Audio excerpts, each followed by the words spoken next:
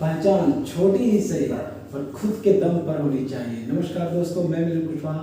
Welcome to all of you officers club. My dear friends, आज का जो session है वो बेसिकली रेलवे कंडक्ट रूल 1966 पर बेस्ड है। तो आज आपको काफ़ी बेहद जरूरी इंफॉर्मेशन मिलने वाला है, not only examination point of view से but also you should know about this that what is the importance of railway conduct rule 1966। तो माय डियर फ्रेंड, वीडियो में स्टार्टिंग बने रही और यदि आप इस चैनल पर नए हैं तो just subscribe this channel because इस चैनल पर आपको हर अपडेटेड से अपडेट किया जाता है। Don't kill the time and let's begin.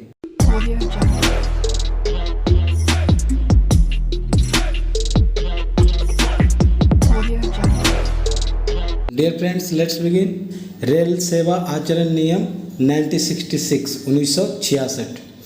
Question number first है कि रेल सेवा आचरण नियम 1966 के किस नियम में समान नियम दिए गए हैं। तो इसका जो राइट आंसर है वो है नियम 3 यानी रूल 3 में समान नियम का चर्चा किया गया है। क्वेश्चन नंबर 2, अचल संपत्ति खरीदने के लिए किस नियम के अंतर्गत मंजूरी जरूरी है। अचल संपत्ति जैसे जमीन वगैरह हो गया तो नियम 18 के पहला नियम के अनुसार कि इसके लिए है कि मंजूरी जरूरी, यानी आपको अपने डिपार्टमेंट से परमिशन लेना होगा। ठीक है।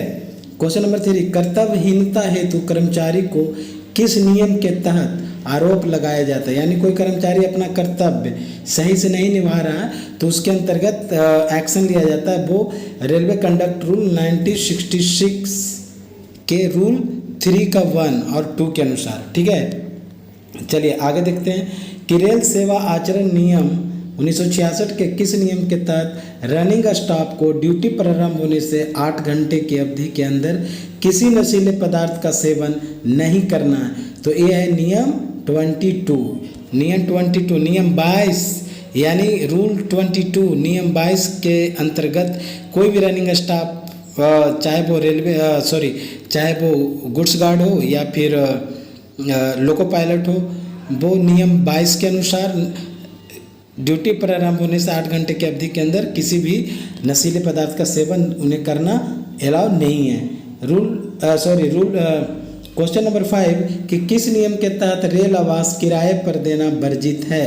यानी किसी को रेलवे क्वार्टर यदि मिला है तो वो उसे किराए पर नहीं लगा सकता है। ये रेलवे कंडक्ट रूल के अगेंस्ट में है और ये नियम 15 का ए में इसका वर्णन किया गया है। ठीक है, चलिए नेक्स्ट देखते हैं। क्वेश्चन नंबर नेक्स्ट है कि क्वेश्चन नंबर 6 कि किस नियम के तहत उपहार लेना एवं देना वर्जित है।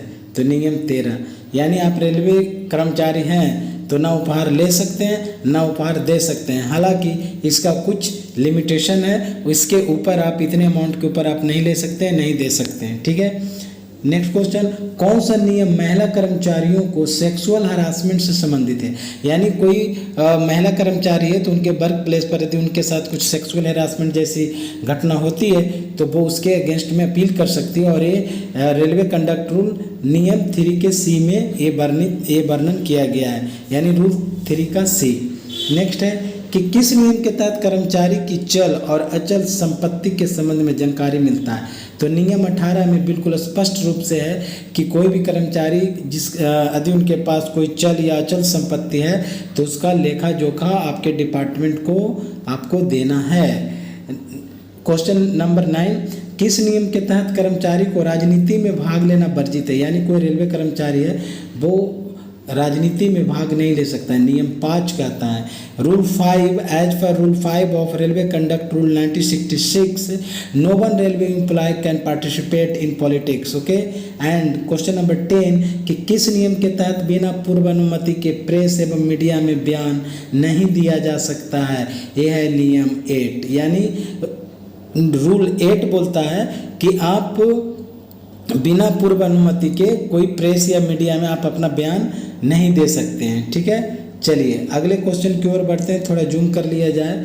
और एंड जो आपका जो नेक्स्ट क्वेश्चन है वो है क्वेश्चन नंबर 11 कि किस नियम के तहत कोई सरकारी दस्तावेज बिना अनुमति के किसी भी रेल कर्मचारी को नहीं दिया जा सकता है। जैसे कि हमको सर्विस रिकॉर्ड भेजना होता है या कोई भी डॉक्यूमेंट देना होता है तो सबसे पहले हम अपने एडमिनिस्ट्रेशन से उसको क्या करते हैं, अनुमति लेते हैं, देन उसको हम देते हैं। तो ये नियम 11 बोलता है। ठीक है, रूल क्वेश्चन नंबर 12, किस नियम के अनुसार अधिकृत यूनियन रेल परिसर में चंदा इकट्ठा कर सकता है? यानी देखते होंगे कि आप जहाँ भी आपका वर्किंग प्लेस है वहाँ पर एक यूनियन वाले होते हैं, तो वो चंदा इकट्ठा करने के लिए आते हैं, कलेक्शन लेने के लिए आते हैं, तो ये नियम 12 के अनुसार वो ले सकते हैं, वो नियम में है।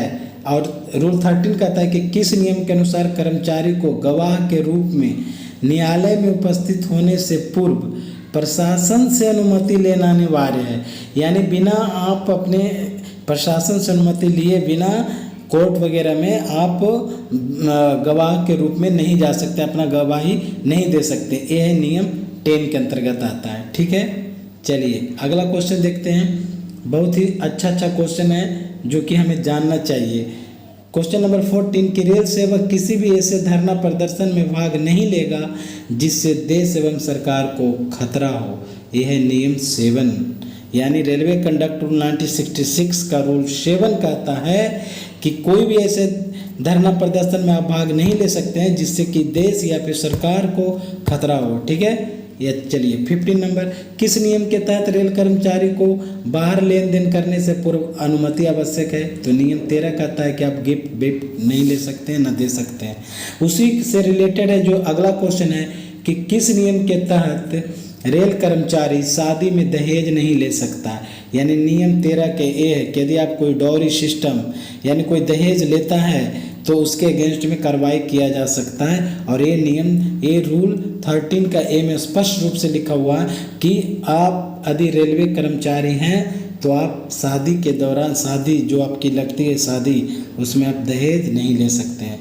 क्वेश्चन नंबर 17 है कि किस नियम के अनुसार रेल कर्मचारी अपनी सेवानिवृत्ति पर बिना पूर्व अनुमति के कार्यक्रम आयोजित कर सकता है। ऑलवेज आप देखते हो कि आपके यहाँ से कोई कर्मचारी रिटायर हो रहते हैं तो फेयरवेल पार्टी देते हैं, तो इसके लिए कोई पूर्व अनुमति की आवश्यकता नहीं है और ऐसा रेलवे कंडक्ट रूल 1966 के रूल 14 में वर्णित है। ठीक है, क्वेश्चन नंबर 18 है कि किस नियम के अनुसार रेल कर्मचारी किसी भी प्राइवेट फर्म में ना ही काम कर सकता और ना ही उसका सदस्य बन सकता है।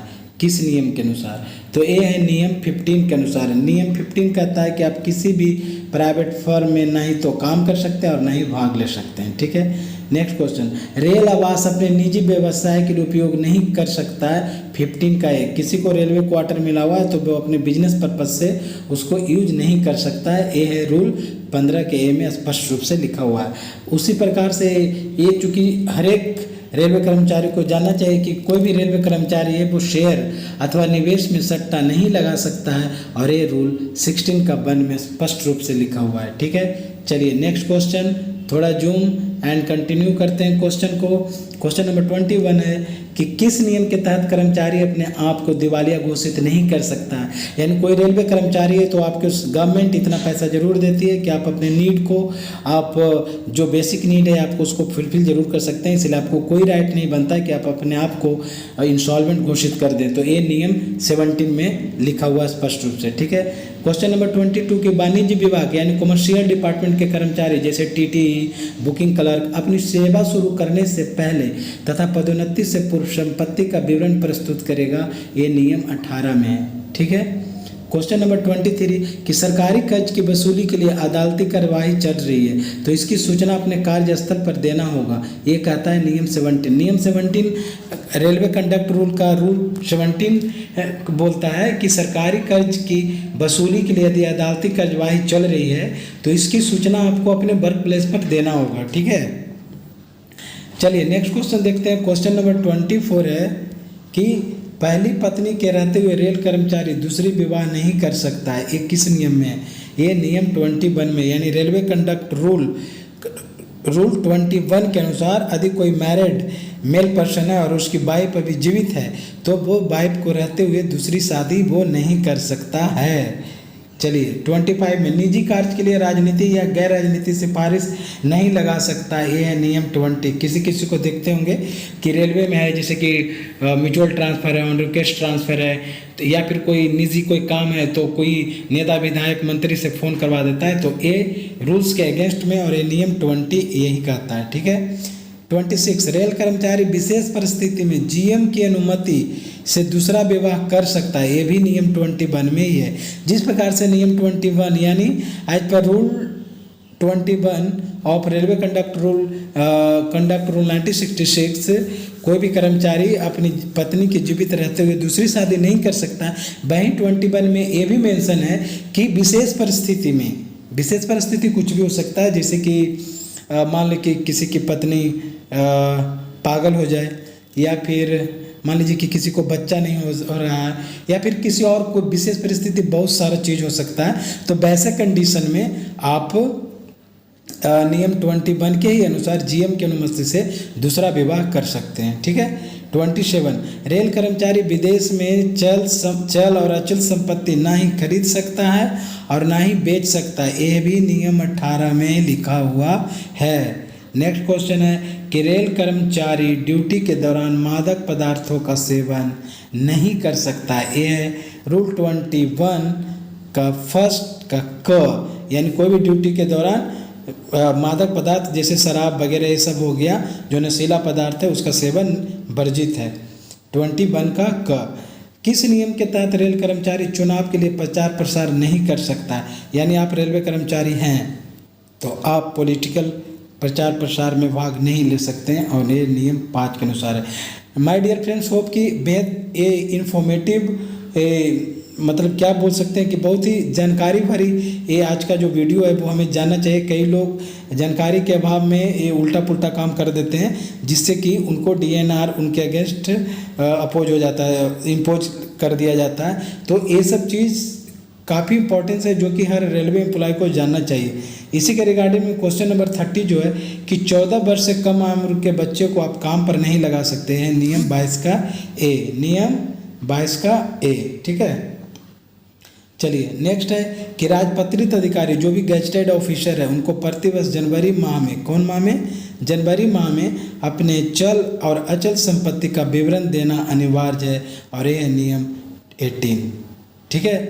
तो होप माय डियर फ्रेंड्स कि आज का जो सेशन रहा वो काफ़ी ज़्यादा इन्फॉर्मेटिव सेशन था। इसमें बहुत सारी जानकारियाँ ऐसे ही आपको मिली होगी जो कि अज्ञानता बस आपके नॉलेज में नहीं रहा होगा। तो अब चूँकि आपके सामने है, आप इसके अकॉर्डिंगली आप अपने कैरियर को आप अच्छी तरह से निर्वहन कर सकते हैं। तो डियर फ्रेंड्स, ऐसे ही मिलते हैं इन्फॉर्मेटिव और इम्प्रेसिव वीडियो के साथ। और यदि आपके पास कोई क्वायरी हो, कोई किसी टॉपिक पर आप वीडियो चाहते हैं तो कमेंट बॉक्स में आप कमेंट कर सकते हैं, मैं उस पर वीडियो लेकर जरूर आऊँगा। Dear friend, till then bye bye, see you, love you all.